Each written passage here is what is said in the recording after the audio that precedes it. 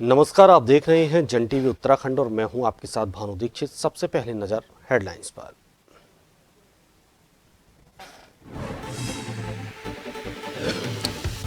PM house पर मोदी शाह और नड्डा की बैठक। रविवार को तीसरी बार प्रधानमंत्री लेंगे शपथ। कांग्रेस ने की CWC की बैठक। राहुल को लोकसभा में नेता प्रतिपक्ष बनाने का प्रस्ताव पारित। उत्तराखंड से मोदी कैबिनेट में प्रतिनिधित्व की दरकार। अनिल बलूनी और त्रिवेंद्र सिंह रावत प्रबल दावेदार।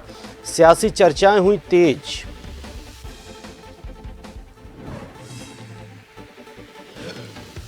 उत्तराखंड कांग्रेस नेता दिल्ली तलब। केंद्रीय हाईकमान 5 सीटों पर हुई हार की करेगा समीक्षा। संगठन में बदलाव के भी संकेत।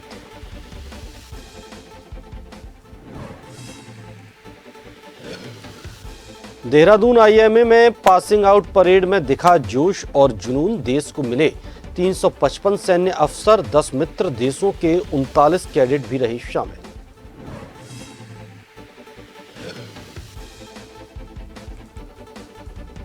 उत्तरकाशी, रुद्रप्रयाग, पिथौरागढ़ सहित कुछ जिलों में बारिश के आसार। मौसम विभाग का अनुमान 25 जून तक आएगा मानसून। इससे पहले बढ़ सकता है 3 से 4 डिग्री पारा।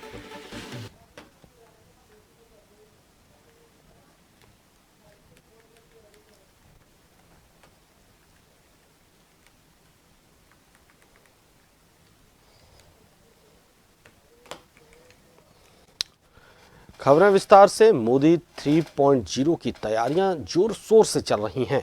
पीएम मोदी तीसरी बार रविवार को शपथ ग्रहण करेंगे। राष्ट्रपति भवन में कल शाम 7:15 बजे नरेंद्र मोदी प्रधानमंत्री की शपथ लेंगे। राष्ट्रपति द्रौपदी मुर्मू उन्हें पीएम पद की शपथ दिलाएंगी। इस दौरान उनके साथ कई मंत्रियों के पद और गोपनीयता की शपथ ले सकते हैं। ऐसे में मंत्रिमंडल को लेकर चर्चा चल रही है। इस बीच प्रधानमंत्री मोदी के आवास पर अहम बैठक हुई। बैठक में अमित शाह, JP नड्डा मौजूद रहे।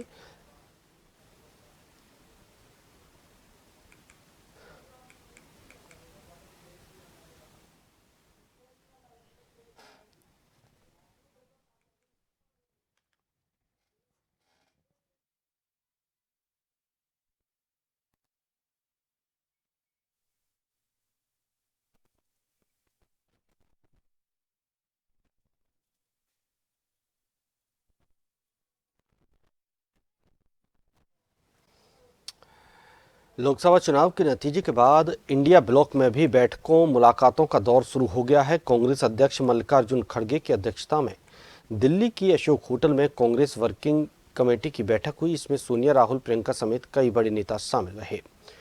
बैठक में लोकसभा चुनाव परिणामों पर विचार विमर्श करने और अपनी भविष्य की रणनीति तैयार करने को लेकर मंथन हुआ। साथ में राहुल गांधी को लोकसभा में नेता प्रतिपक्ष बनाने का प्रस्ताव रखा गया।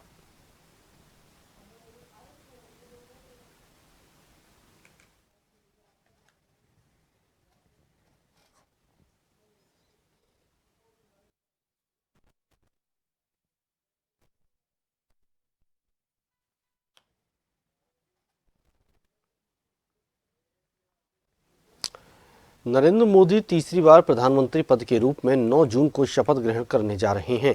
वहीं अगर बात करें उत्तराखंड की, तो मोदी सरकार में उत्तराखंड से कौन मंत्री बनेगा, इसको लेकर अब प्रदेश में चर्चाएं तेज हो गई हैं। अब मोदी मंत्रिमंडल के विस्तार में उत्तराखंड से जुड़ी चर्चा को लेकर बीजेपी प्रदेश अध्यक्ष महेंद्र भट्ट का कहना है कि उत्तराखंड को अच्छा प्रतिनिधित्व मिलना चाहिए, ये हम अपेक्षा कर रहे हैं।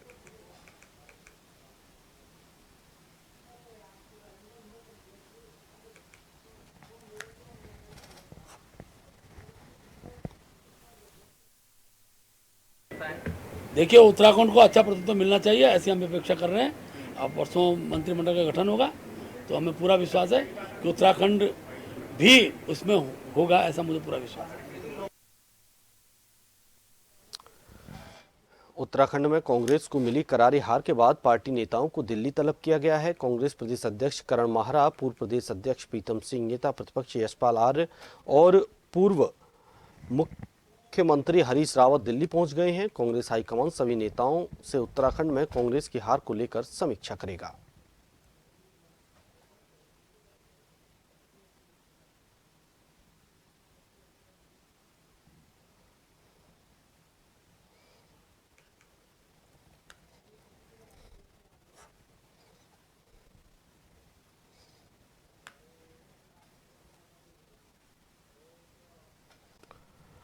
हर नौजवान का एक सपना होता है और जब उसका सपना साकार होता है तो एक अजीब सी खुशी होती है। साथ ही उसकी सफलता से माता पिता को भी काफ़ी गर्व होता है। ऐसे ही एक युवा अमन सिंह ने आज पासिंग आउट परेड पास कर अपने सपने को साकार किया। उनका ट्रेनिंग कैसे रहा, साथ ही उनकी सफलता पर परिवार के लोगों में खुशी कैसी है, इन सब बातों को लेकर संवाददाता शैलेंद्र कुमार पांडे ने अमन सिंह और उनके परिजनों से खास बातचीत की।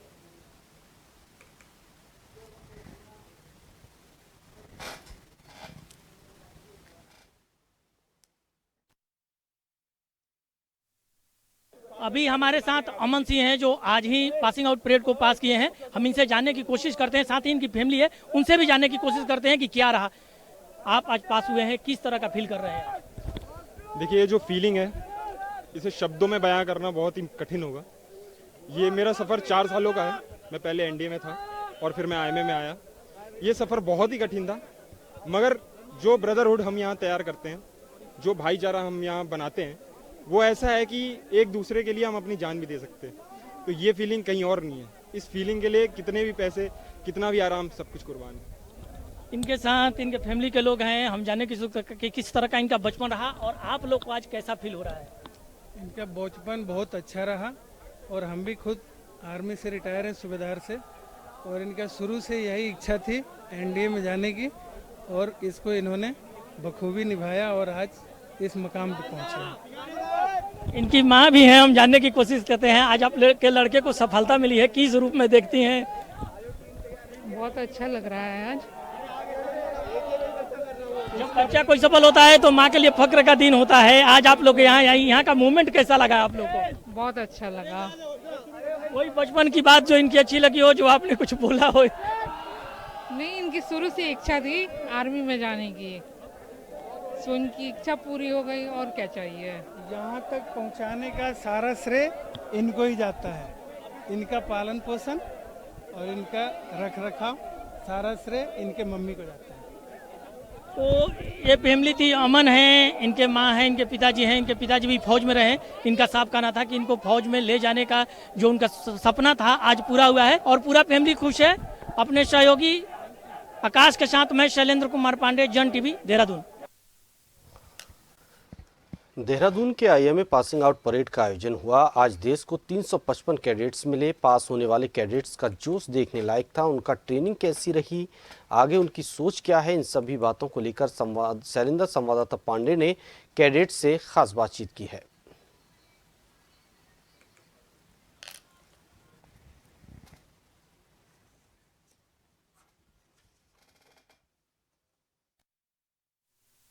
पासिंग आउट परेड समाप्त हो गया है। अभी हमारे साथ बहुत सारे जो कैडेट्स आज पास किए हैं वो हैं, हम इनसे जानने की बात करते हैं। बहुत सारा जोश है इनमें कि क्या है आप लोग सोचते हैं आज आप पास आउट हुए हैं, किस तरह फील कर रहे हैं? बहुत अच्छा फील कर रहे हैं, बहुत अच्छा लग रहा है। एक बहुत गर्व महसूस करने वाला मोमेंट है हम सभी के लिए। देश के देखते हैं कि बहुत सारे आप लोग को जवानों पर गर्व होता है। देश की सुरक्षा में आप लोग जा रहे हैं, देखते हैं एक तरफ पाकिस्तान, एक तरफ चाइना है। किस रूप में देखते हैं भारत की सुरक्षा को? भारतीय सुरक्षा बिल्कुल सुरक्षित हाथों में है, चिंता मत कीजिए। हम ही आज फौज में नए कमीशन हुए हैं और बहुत जोश है सारे जवानों के अंदर और अफसरों के अंदर भी, कोई दिक्कत नहीं है। किस तरह की ट्रेनिंग हुई आप लोग को? हम लोग की ट्रेनिंग यहाँ काफ़ी टफ होती है, जो कि ज़रूरी भी है। हमें military tactics, military geography, warfare और जो एडवांस इक्विपमेंट है सबके बारे में बताया जाता है, जिससे हम किसी भी कंट्रीज़ के साथ लड़ने के लिए सक्षम है, चाहे वो चाइना हो चाहे वो पाकिस्तान हो। कितना टफ रहा है आप लोग को ये जो ट्रेनिंग हुई, कितना टफ रहा? जी, ट्रेनिंग तो टफ ही है, क्योंकि अगर टफ नहीं होगी तो हमें तैयार कैसे करेंगे। ट्रेनिंग टफ है, अगर आप दिल कर रहा करके आते हैं तो आपके लिए ट्रेनिंग आसान है, पर अगर आप कमज़ोर दिल के हैं तो ट्रेनिंग आपके लिए बहुत टफ है। आज कैसा लग रहा है? इतना दिन आप लोग ट्रेनिंग में बिताए सारे लोग। बहुत ज़्यादा खुशी हो रही है। ट्रेनिंग के जितने भी मुश्किल दिन थे आज वो सफल होते नजर आ रहे हैं। पेरेंट्स के चेहरे पे भी खुशी देख के बहुत ज़्यादा अच्छा लग रहा है। जितने हमारे स्कूल के जूनियर्स हैं जो हमसे इंस्पिरेशन लेते हैं, फौज में आना चाहते हैं, उनके लिए भी एक मैसेज ही है कि वो भी आगे आएँ और फौज को ज्वाइन करें, ताकि वो भी इस देश के लिए एक मिसाल बने। तो अभी हमारे साथ जो जवान थे उनका साफ कहना था कि आप बेफिक्र होकर देश में सोइए, वो देश के सुरक्षा के लिए हमेशा तत्पर रहेंगे। अपने सहयोगी आकाश के साथ मैं शैलेंद्र कुमार पांडे, जन टीवी, देहरादून। नैनीताल में राजभवन गोल्फ क्लब की ओर से 19वां गवर्नर्स कप गोल्फ टूर्नामेंट शुरू हो गया। राज्यपाल लेफ्टिनेंट जनरल गुरमीत सिंह ने टी ऑफ कर टूर्नामेंट का शुभारंभ किया। 3 दिन तक चलने वाले इस टूर्नामेंट में इस वर्ष 121 गोल्फर प्रतिभाग कर रहे हैं। टूर्नामेंट के पहले दिन 55 गोल्फर खेले, जिनमें 6 महिलाएं, 37 सामान्य वर्ग, 4 सुपर वेटरन और 8 जूनियर गोल्फर शामिल थे। राज्यपाल ने देश के अलग अलग हिस्सों से आए गोल्फरों से बातचीत की और उनका उत्साहवर्धन किया।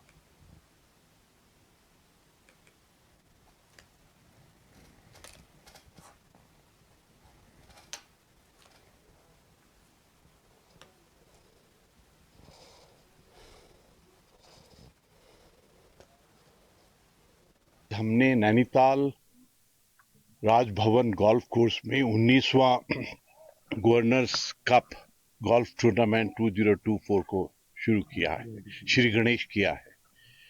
इसके अंदर में 121 प्लेयर हिस्सा ले रहे हैं, जिसमें सबसे प्यारी बात यह है कि 75 उम्र के भी प्लेयर्स हैं और 7 साल के भी बच्चे हैं।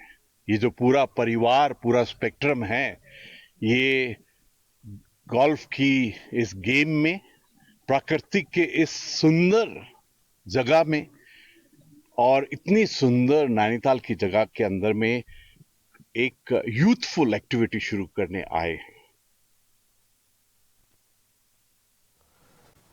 कारवेट और रामनगर वन प्रभाग की सीमा पर रामनगर गर्जिया नेशनल हाईवे 309 मार्ग पर रिंगोडा से 200 मीटर रामनगर की तरफ एक टाइगर ने घास काट रही महिला लीला देवी पर हमला कर दिया, जिसमें महिला के सीने पर, कान पर, गर्दन पर बाघ के नाखूनों के गंभीर निशान हैं।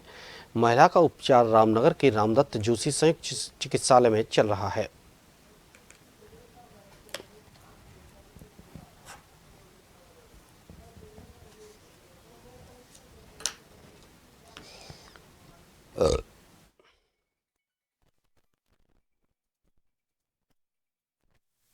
हाँ वहाँ टाइगर आते जब वो एगो पकड़ दी, मैं हल्ला करो, मैं डंडा उठाए ऐसे पकड़ के लाइए।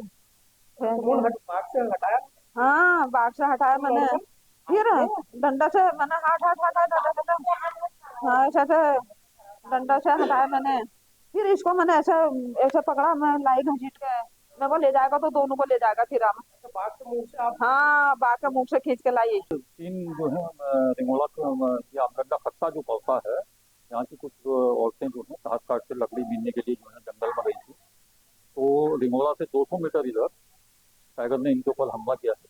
फिलहाल मैं इस समय हॉस्पिटल लेकर आया हूँ। रोड पे ही हमला किया? हाँ रोड से थोड़ा अंदर, रामनगर गर्जिया रोड पर रिंगोला खत्ते से 200 मीटर इधर की बात। फिलहाल यहाँ रुकेंगे एक छोटे से ब्रेक के लिए।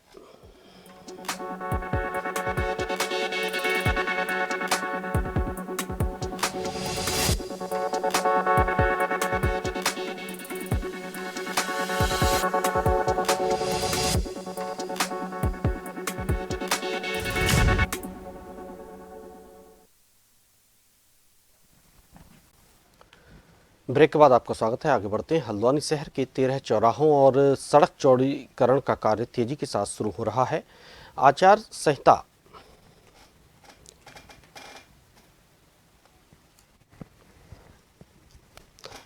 खत्म होने के बाद इस काम में और तेजी आ गई है। दरअसल लगातार बढ़ रहे यातायात के दबाव और देश विदेश से आने वाले पर्यटकों के जाम में फंसने के कारण काफ़ी समस्या खड़ी हो जाती है, जिसको देखते हुए हल्द्वानी के नैनीताल रोड में सड़क चौड़ीकरण का कार्य और शहर के चौराहों को चौड़ा कर बड़ा बनाए जाने का काम किया जा रहा है।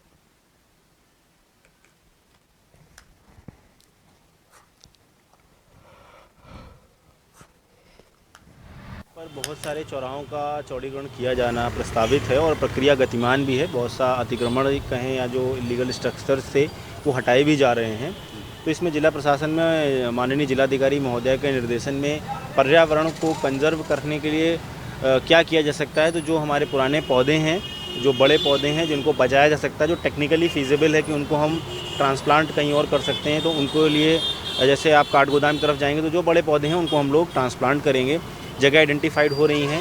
कुछ पौधे जो है वो हम गौशाला जो हमारी गंगापुर कपडाल में निर्माणाधीन है वहाँ पर वृक्षारोपण किया जाएगा।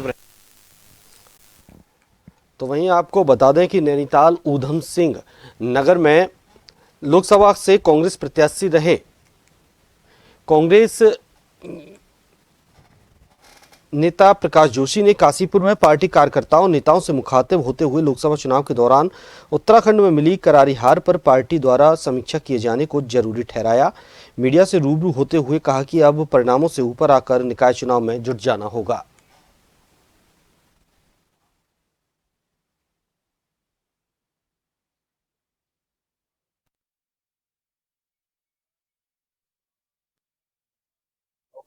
पूरी ताकत लगाई, परिणाम कुछ भी रहे हो लेकिन बड़ा शानदार चुनाव लड़ा गया। तो मैं आज काशीपुर हमारे कांग्रेस परिवार के साथियों का और आप मीडिया के माध्यम से पूरे क्षेत्र के संसदीय क्षेत्र की जनता का आभार मानने आया हूँ।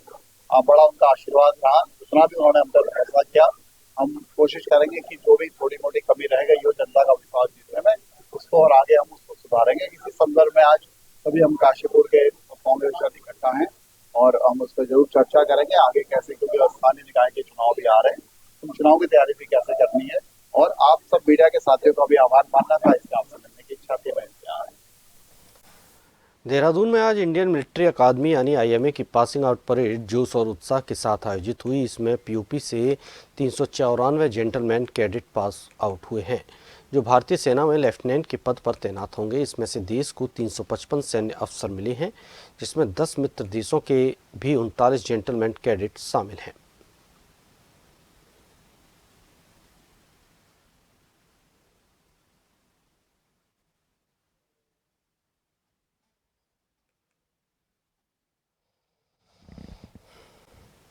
हरिद्वार में हर की पैड़ी कॉरिडोर का काम जल्द रफ्तार पकड़ सकता है। सरकार की ओर से कंसल्टेंसी फर्म की नियुक्ति कर दी गई है। हरिद्वार रुड़की विकास प्राधिकरण की बोर्ड मीटिंग के बाद प्राधिकरण के अध्यक्ष और कमिश्नर गढ़वाल विनय शंकर पांडे ने इसकी जानकारी दी। उन्होंने कहा कि फर्म प्रोजेक्ट की डीपीआर तैयार करने और स्टेक होल्डर के साथ समन्वय स्थापित करने का काम शुरू करेगी।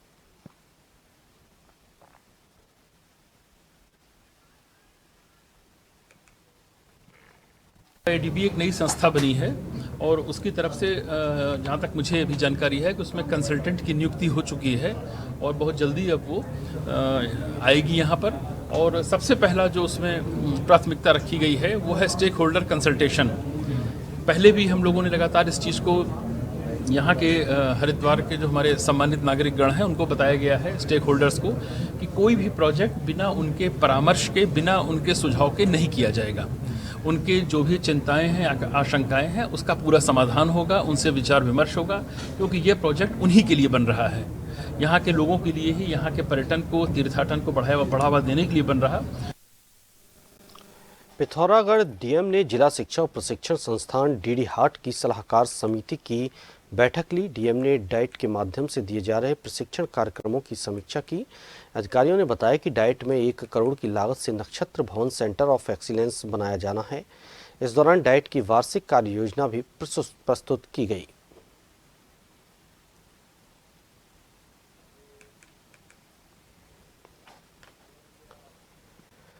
सूदखोरी उत्पीड़न पर अंकुश लगाने को लेकर एसआईटी गठन के बाद काशीपुर में पुलिस अधिकारियों द्वारा जागरूकता के लिए जन सम्मेलन का आयोजन किया गया, जिसमें काशीपुर, बाजपुर और जसपुर क्षेत्र के दर्जनों जनप्रतिनिधियों समेत आम लोगों ने भाग लिया। इस दौरान जनपद के कई क्षेत्रों में इन दिनों सूदखोरी का मकर जाल फैला हुआ है। जन सम्मेलन कार्यक्रम के आयोजित करने जाने का उद्देश्य जो है, ये बेसिकली सूदखोरी की समस्या जो है क्षेत्र की एक महत्वपूर्ण समस्या है, जिसके निराकरण के लिए शासन द्वारा एक एसआईटी गठित की गई थी, जिसको माननीय डीआईजी साहब रेंज जो है वो जिसको हेड कर रहे हैं, उनके आदेशों पर एक एसआईटी और भी गठित हुई थी, जिसमें एक सदस्य तौर पर मैं इस जन सम्मेलन को हम लोगों ने यहाँ आयोजित किया। इसमें ITI, जसपुर, काशीपुर और कुंडा, इन 4 थानों के जो जनता है वो इसमें प्रतिभाग कर रही है और सूदखोरी या अनाप शनाप ब्याज पर पैसा वसूल करना, इसके संबंध में जो भी अपनी शिकायतें हैं लोगों की, जो भी पीड़ित आएंगे उनकी समस्याओं को सुन के उसका निराकरण किया जाएगा। प्रदेश में बीते कई दिनों से हो रही छुटपुट बारिश के बाद अब मौसम विभाग ने आने वाले कुछ दिनों तक मौसम सामान्य रहने के आसार जताए हैं। ऐसे में मैदानी इलाकों में तापमान सामान्य से ऊपर रहने से आम लोगों को गर्मी परेशान कर सकती है। मौसम विभाग के निदेशक विक्रम सिंह ने कहा कि आने वाले एक सप्ताह तक मौसम शुष्क रहने की संभावना है। साथ ही तापमान में सामान्य से 2 या 3 डिग्री की बढ़ोतरी देखने को मिल सकती है।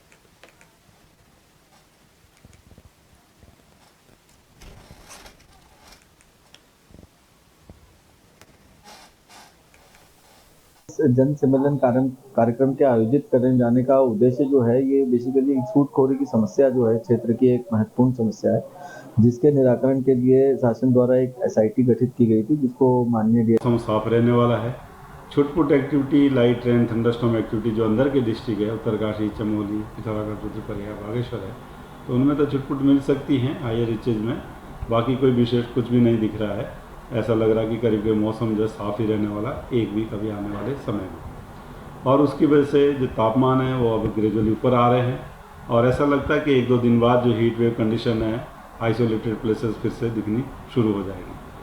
तो मैं कहूँगा कि 9-10 तारीख के से जो है जो हीट वेव कंडीशन है, चाहे वो प्लेन्स में कह लीजिए या हिल्स में कह लीजिए, तापमान जो है जो सामान्य से है वो 4-5 डिग्री तक, 5-6 डिग्री तक भी जो है वो ऊपर आ जाएंगे अगले 3-4 दिन में।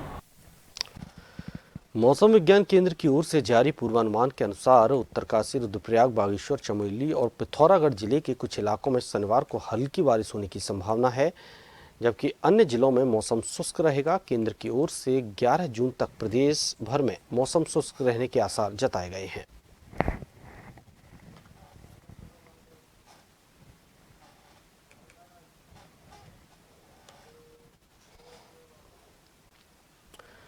इसी के साथ इस बुलेटिन में फिलहाल इतना ही। नमस्कार।